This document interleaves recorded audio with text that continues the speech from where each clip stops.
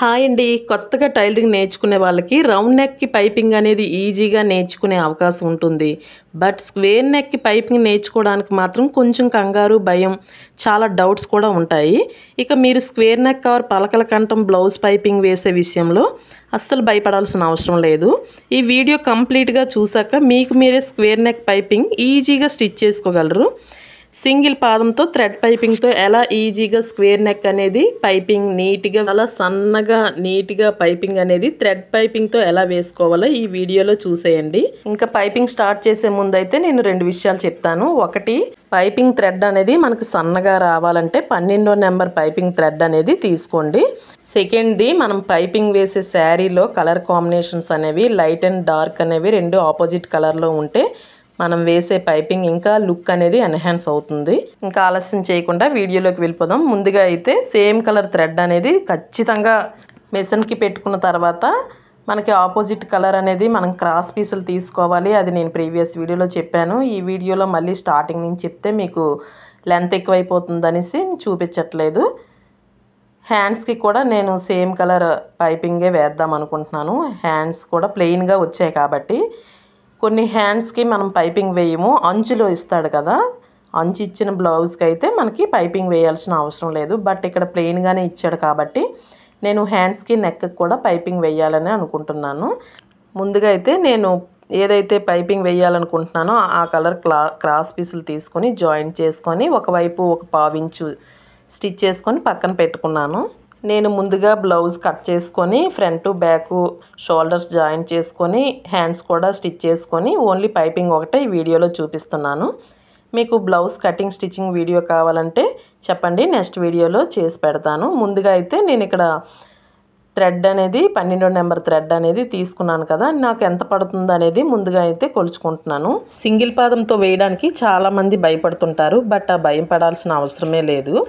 Single పాదం అనేది ఎలా అడ్జస్ట్ చేసుకోవాలని ఒక్క విషయం తెలిస్తే మీకు సరిపోతుంది. ముందుగా అయితే నేను ఇక్కడ నెక్ చుట్టూ కూడా ఎంతవరకు థ్రెడ్ అనేది సరిపోతుంది అనేది ముందుగానే కొలిచి పెట్టుకుంటాను. ఇలా చేయడం వల్ల ఏంటంటే మనకి థ్రెడ్ అనేది వేస్ట్ అవ్వకుండా ఉంటుంది.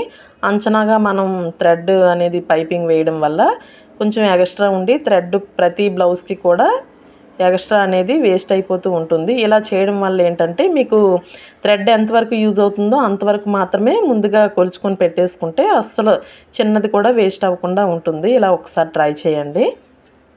ఆ తర్వాత నేను తీసుకున్న క్లాత్ కూడా సరిపోతుందా లేదా అనేది ఒకసారి చెక్ చేసుకుంటున్నాను. సరిపోయింది కాబట్టి ఎక్స్ట్రా ఉన్నా పర్వాలేదు, కానీ సరిపోకపోతే మళ్ళీ ఇబ్బంది అవుతుంది కదా.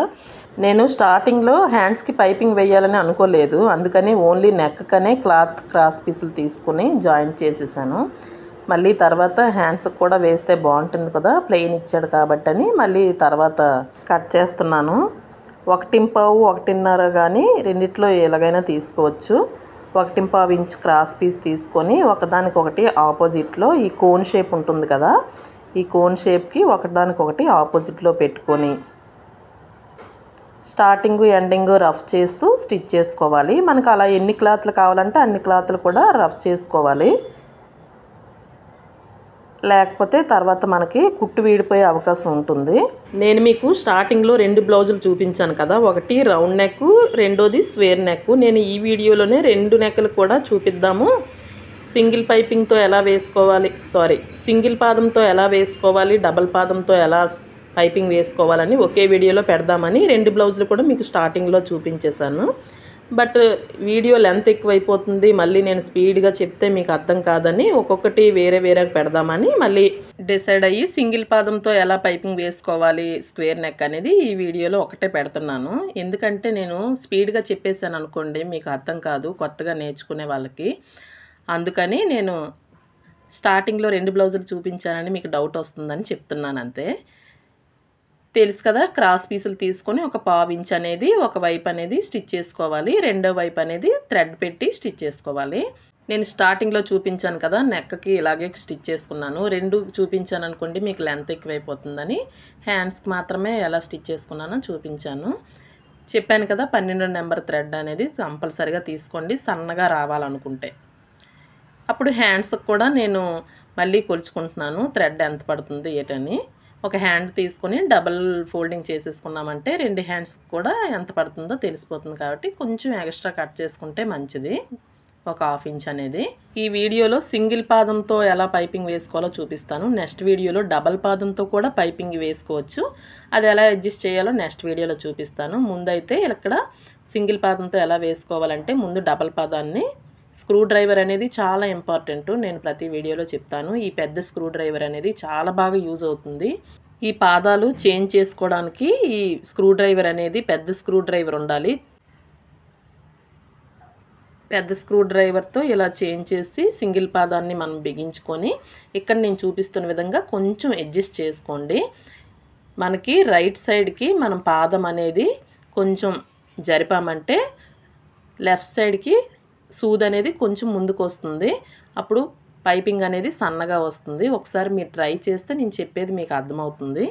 ఆ తర్వాత ఒకవైపు 1/2 ఇంచు స్టిచ్ చేసుకుని ఉంచుకున్న క్లాత్ని రెండో వైపుకి సేమ్ మన ఖర్చు ఎటువైపు ఉందో అటువైపు మాత్రమే రెండో వైపు ఇలా పైపింగ్ థ్రెడ్ అనేది పెట్టి పైపింగ్ పక్క నుంచి స్టిచ్ వచ్చేటట్టు చూసుకోవాలి, కుట్టు పడేటట్టు చూసుకోవాలి.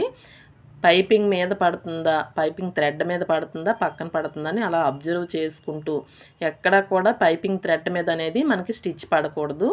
అబ్జర్వ్ చేస్తే పక్క నుంచి పడుతుంది. చూసారు కదా, నేను కొంచెం డీప్గా చూపిస్తున్నాను. ఒక్కసారి కానీ ట్రై చేశారంటే ఇంకా స్టార్టింగ్లోనే మనం కరెక్ట్గా పైపింగ్ పక్క నుంచి స్టిచ్ చేసామంటే అక్కడ నుంచి ఒకే లెవెల్గా కూడా స్టిచ్ వచ్చేస్తుంది. కొంచెం జాగ్రత్తగా అబ్జర్వ్ చేస్తూ స్టిచ్ చేయాలి. చివరి వరకు కూడా ఇలా స్టిచ్ చేసిన తర్వాత నాకు ఇక్కడ ఎక్స్ట్రా వచ్చింది కదా క్లాత్, అది బయటికి కనిపించి ఫినిషింగ్ అనేది బాగోదు మనం స్టిచ్ చేసిన తర్వాత. కాబట్టి ఈ ఎక్స్ట్రా ఉన్నదంతా కూడా నేను కట్ చేసుకుంటాను. ఎందుకంటే నేను 1.25 1.5 అని కొలిచి తీసుకోలేదు కదా, అంచనాగా తీసుకునేటప్పుడు ఒక్కొక్కసారి ఇలా ఎక్స్ట్రా క్లాత్ అనేది వస్తుంది. అప్పుడు మనం ఈక్వల్గా లోపలికి కట్ చేసుకోవాలి. కింద వైపు ఉన్న క్లాత్ కట్ అవ్వకుండా పై వైపున మాత్రమే కట్ చేసుకోండి. ఇప్పుడు హ్యాండ్స్కి ఎలా పైపింగ్ వేసుకోవాలో చూపిస్తాను. ముందుగా అయితే మనకి ఎటువైపు అయితే ఖర్చు ఉందో అటువైపు కాకుండా మనం పైపింగ్ థ్రెడ్ ఉన్నవైపు పెట్టుకొని స్టార్టింగ్ నుంచి కూడా ఒకే లెవెల్గా స్టిచ్ చేసుకోవాలి. సేమ్ మనం ఇందాల పైపింగ్ అయితే ఎలా స్టిచ్ చేసామో సేమ్ అదే విధంగా పైపింగ్ పక్క నుంచి పైపింగ్ థ్రెడ్ పక్క నుంచి స్టిచ్ పడేటట్టు చూసుకోవాలి. స్టార్టింగ్ నుంచి ఎండింగ్ వరకు ఒకే లెవెల్గా ఒకే ఖర్చుతో మనం స్టిచ్ చేయాలన్నమాట. చివరి వరకు ఇలాగే స్టిచ్ చేసుకొని ఎక్స్ట్రా ఉన్నది కట్ చేసుకొని మళ్ళీ రివర్స్ చేసి ఒక స్టిచ్ వేసుకోవాలి. ఇక్కడ నేను ఒక్కొక్క హ్యాండ్కి ఒక్కో విధంగా స్టిచ్ చేస్తాను. ఒకటి లోపల వైపు నుంచి వేస్తాను, రెండో హ్యాండ్కి పై వైపు నుంచి కూడా స్టిచ్ చేసుకోవచ్చు. అది ఎలాగో చూడండి. రివర్స్ చేసి చూస్తే ఎంత సన్నగా వచ్చిందో మీరే అబ్జర్వ్ చేయొచ్చు ఒకసారి చూస్తే. ఇప్పుడు రివర్స్ చేసి కూడా చివరి వైపున ఒక స్టిచ్ చేస్తున్నాను. ఈ హ్యాండ్ అనేది లోపల వైపుకు, ఈ హ్యాండ్ క్లాత్ అనేది లోపల వైపుకు వెళ్ళిపోతూ ఉంటుంది. అది చూసుకుంటూ స్లోగా స్టిచ్ చేసుకోండి. పైపింగ్ అనేది ఈ రోజుల్లో ఎంత ఇంపార్టెంటో అందరికీ తెలిసిందే. ఈ చిన్న చిన్న ట్రిక్స్ అనేది మీరు ఫాలో అయ్యారంటే చాలా సన్నగా అనేది పైపింగ్ వస్తుంది. మీరు అబ్జర్వ్ చేస్తే నేను నేర్చుకునే టైంలో అయితే ఈ పైపింగ్ మాకు అప్పుడు చెప్పలేదు. ఒక 7 ఇయర్స్ బ్యాక్ అయితే మాత్రం నార్మల్ క్లాత్తో పైపింగ్ ఎలా వేస్తారో అలాగే నేర్చుకున్నాను నేను కూడాను. తర్వాత వేరే బొటిక్లో నేను తర్వాత నేర్చుకున్నాను ఇలా పాదంతో పైపింగ్ ఎలా వేసుకోవాలనేది. అప్పటి నుంచి కూడా నాకు చాలా బాగా యూజ్ అవుతుంది ఈ పైపింగ్ అనేది. ఇప్పుడు సేమ్ రెండో హ్యాండ్కి కూడా అలాగే స్టిచ్ చేసుకొని పైనుంచి కూడా ఇలా వేసుకోవచ్చు. కాకపోతే కింద వైపున పైపింగ్ క్లాత్ అనేది పైపింగ్ క్లాత్ పైన కుట్టు పడుతుందో లేదో అబ్జర్వ్ చేస్తూ ఇలా అడ్జస్ట్ చేస్తూ ఒకే లెవెల్గా పైనుంచి కూడా స్టిచ్ చేసుకోవచ్చు. నేను ఒక్కోసారి పైనుంచి వేసేస్తాను, ఒక్కోసారి కింద వైపు నుంచి కూడా కుట్టు వేస్తాను. ఇలా కూడా బాగానే వస్తుంది. ఇలా రెండు హ్యాండ్స్ కూడా రెడీ అయిపోయిన తర్వాత ఇప్పుడు నెక్కి వేసుకోవాలి. సింగిల్ పాదం అడ్జస్ట్ చేసుకోవడం వస్తే ఈ పైపింగ్ అంత ఈజీ మరొక పైపింగ్ ఉండదన్నమాట. చాలా ఈజీగా పైపింగ్ వేసేసుకోవచ్చు. ఆ ట్రిక్ అనేది మీకు తెలియాలంతే. ఇప్పుడు నెక్ కూడా నేను పైపింగ్ తయారు చేసుకుంటున్నాను. సేమ్ యాజ్ యూజువల్ హ్యాండ్కి ఎలా తయారు చేసుకున్నానో అలాగే ఒకవైపు 1/4 ఇంచ్ కుట్టిన వైపు రెండో వైపు ఇలా పైపింగ్ అనేది థ్రెడ్ లోపల పెట్టేసి పైపింగ్ పక్క నుంచి స్టిచ్ వేసుకోవాలి. మీరు కొత్త వాళ్ళు స్టార్ట్ చేస్తున్నారంటే మాత్రం స్లోగా వేసుకోండి. నాకు అలవాటే కాబట్టి కొంచెం స్పీడ్గానే వేసేస్తాను. లేకపోతే పైపింగ్ థ్రెడ్ మీద కానీ కుట్టు పడిందంటే అస్సలు బాగోదు. ఒక్క చిన్న స్టిచ్ కూడా పడకూడదు. అలా వేసుకోవాలి ఒకే లెవెల్గా. ఇంకా ఎక్స్ట్రా వచ్చిన క్లాత్ కూడా కట్ చేసేసుకున్నాను. ఇప్పుడు ఇటువైపు అయితే ఖర్చు ఉందో అటువైపు కాకుండా నేను ఇక్కడ ఫ్రంట్ బ్యాక్ కూడా షోల్డర్స్ అనేది జాయింట్ చేసేసుకున్నాను. ముందుగానే ఆ బ్లౌజ్ కటింగ్ స్టిచ్చింగ్ మీకు చూపించట్లేదు, వేరే వీడియోలో చూపిస్తాను. ఇక్కడ స్టార్టింగ్లో ఒక 1/2 ఇంచ్ అనేది ఎక్స్ట్రా ఉంచుకొని పాదం ఖర్చుతో ఒకే లెవెల్గా సేమ్ పాదం పైపింగ్ పక్కనే పాదం ఉండేటట్టు పెట్టుకొని ఆ కుట్టు అనేది పైపింగ్ పక్కనే పడేటట్టు కొంచెం టైట్గా పడేటట్టు చూడండి. అప్పుడు మనకి సన్నగా వస్తుందన్నమాట. ఎక్కడైతే మనకి స్క్వేర్ నెక్ దగ్గర ఇక్కడ కర్వ్ షేప్ తిరగాలి కదా, అక్కడ వరకు స్టిచ్ చేసుకొని పాదం పైకి ఎత్తి సూది మాత్రం అందులో ఉంచి పాదం పైకి పెట్టి రివర్స్ చేసుకోవాలన్నమాట. స్క్వేర్ నెక్ అనేది చాలా ఈజీగా స్టిచ్ చేసేయచ్చు పైపింగ్. కాకపోతే ఇక్కడ మనకి రివర్స్ చేయడం అనేది తెలియాలి. ఇక్కడ నేను రివర్స్ చేశాను కదా, ఇలా తిప్పి మళ్ళీ పాదం కిందకు దించి సేమ్ యాజ్ యూజువల్గా స్టిచ్ వేసుకోవాలి. మళ్ళీ ఇక్కడ కర్వ్ ఉంది కదా, ఈ కర్వ్ తిరిగే దగ్గర కూడా సేమ్ యాజ్ యూజువల్ మనం రివర్స్ చేసుకోవడం, అదే ఇలా బ్లౌజ్ని అడ్జస్ట్ చేసుకోవడం రావాలి. మళ్ళీ మన వైపుకి ఇలా తిప్పి సేమ్ చివరి వరకు కూడా ఇలాగే స్టిచ్ వేసుకోవాలి. కొత్తగా నేర్చుకునే వాళ్ళకి ఈ స్క్వేర్ నెక్ అనేది స్టార్టింగ్లో కొంచెం పైపింగ్ వేయడానికి కొంచెం ఇబ్బందిగా ఉంటుంది, పర్ఫెక్ట్గా వస్తుందా లేదని. బట్ ఇలా ట్రై చేయండి, చాలా పర్ఫెక్ట్గా వస్తుంది. కట్స్ పెట్టుకోవడం కూడా చాలా ఇంపార్టెంట్ అనమాట. కట్స్ పెట్టుకోవడం రావాలి ఆ కర్వ్ తిరిగే దగ్గర. ఇలా చివరి వరకు స్టిచ్ చేసి ఒక 1/2 ఇంచ్ అనేది ఎక్స్ట్రా ఉంచండి, లేకపోతే మళ్ళీ లోపలికి ఖర్చు అనేది ఉండదన్నమాట స్టార్టింగ్లో. ఆ తర్వాత నేను ఇలా పైపింగ్ థ్రెడ్ అనేది స్టార్టింగ్లో చిన్నది లోపలిది కొంచెం తీసి కట్ చేసుకుంటాను కదా, అలా కొంచెం కట్ చేసుకుంటే చేయొచ్చు, లేదంటే లేదు. ఆ తర్వాత ఈ కర్వ్ తిరిగే దగ్గర రెండు వైపులా కూడా ఇలా రివర్స్ తిప్పామనుకోండి మనకి కరెక్ట్గా తెలుస్తుంది ఎక్కడ కర్వ్ తిరిగింది అని.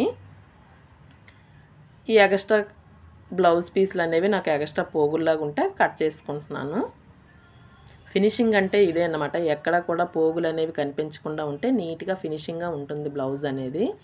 ఇలా స్టార్టింగ్లో ఒక 1/2 ఇంచ్ ఉంచాను కదా, ఆ క్లాత్ని లోపలికి ఇలా నేను చూపిస్తున్న విధంగా మడిచి ఒక స్టిచ్ వేసుకోండి. స్టార్టింగ్లో మాత్రం ఖచ్చితంగా రఫ్ చేయాలి, ఎండింగ్లో కూడా. ఇలా రౌండ్ తిరిగే దగ్గర కొంచెం హ్యాండ్ సపోర్ట్ ఇస్తే మనకి రౌండ్ అనేది పర్ఫెక్ట్గా తిరుగుతుంది. ఇదే విధంగా చివరి వరకు కూడా స్టిచ్ చేసుకోవాలి. చివరి వరకు అంటే ఈ కట్స్ పెట్టాం కదా అక్కడ వరకు ఒకే విధంగా స్టిచ్ చేసుకొని నేను హ్యాండ్తో ఎలా షేప్ తిప్పుతున్నానో చూడండి. ఈ రెండిటి మధ్యలో కట్స్ ఉన్నాయి కదా, కట్స్కి రెండిటి మధ్యలో సూది ఉంచి ఇలా తిప్పుకోవాలి. మన వైపుకి బ్లౌజ్ తిప్పి మళ్ళీ మధ్యలోకి ఒక రఫ్ చేస్తేనే మీకు ఆ షేప్ అనేది పర్ఫెక్ట్గా వస్తుంది. ఒక స్టిచ్ వేయాలి మధ్యలో, ఈ కట్స్ పెట్టిన రెండిట్లో మధ్యలో. మళ్ళీ యాజ్ యూజువల్గా స్టిచ్ వేసేసి మళ్ళీ ఎక్కడైతే కట్స్ ఉంటాయో అక్కడ వరకు సేమ్ స్టిచ్ వేసి మళ్ళీ ఆ కట్స్ మధ్యలో సూది ఉంచి ఒక రఫ్ చేసుకోవాలి. కింద వైపు బ్లౌజ్ అనేది మన స్టిచ్లో పడకుండా హ్యాండ్తో, రైట్ హ్యాండ్తో కొంచెం లోపలికి అక్కడక్కడ లోపలికి పెట్టుకుంటూ స్టిచ్ చేస్తే ఒకసారి కింద వైపున పర్ఫెక్ట్గా వస్తుందా లేదా గమనించుకుంటూ స్టిచ్ చేయాలన్నమాట. చివరి వైపుది కూడా ఇలా లోపలికి మడుచుకొని స్టిచ్ చేసేసుకోవాలి. ఈ వీడియోలో చాలా డీప్గా చూపించాను, మీకు పర్ఫెక్ట్గా అర్థమవుతుందని నేను చెప్పేదంతా కూడా. ఒకసారి పైపింగ్ రివర్స్ చేసి చూస్తే చాలా సన్నగా ఎక్కడ కూడా మీకు ఇబ్బంది లేకుండా వచ్చింది. అండ్ స్క్వేర్ నెక్ కూడా ఎంత పర్ఫెక్ట్గా వచ్చిందో గమనిస్తే మీకే అర్థమవుతుంది. ఇలా కట్స్ వచ్చే దగ్గర ఏ షేప్ అయినా సరే ఇదే విధంగా కట్స్ పెట్టుకొని రఫ్ చేశారంటే చాలా ఈజీగా ఆ షేప్ అనేది పర్ఫెక్ట్గా వచ్చేస్తుంది. ఏ నెక్ అయినా కూడా ఇదే విధంగా వేసి ట్రై చేయండి. ఇంకా పైపింగ్లో మీకు ఏ షేప్ కావాలంటే నాకు కామెంట్ చేయండి. ఇలా కలర్ కాంబినేషన్ అనేది ఒకదానికొకటి ఆపోజిట్లో కలర్ కాంబినేషన్ బాగుంటే ఇంకా పైపింగ్ అనేది లుక్ ఇంకా ఎక్స్ట్రా ఉంటుంది. వీడియో నచ్చితే లైక్ చేసి ఇలాంటి వీడియోస్ కోసం నా ఛానల్ సబ్స్క్రైబ్ చేసుకోండి.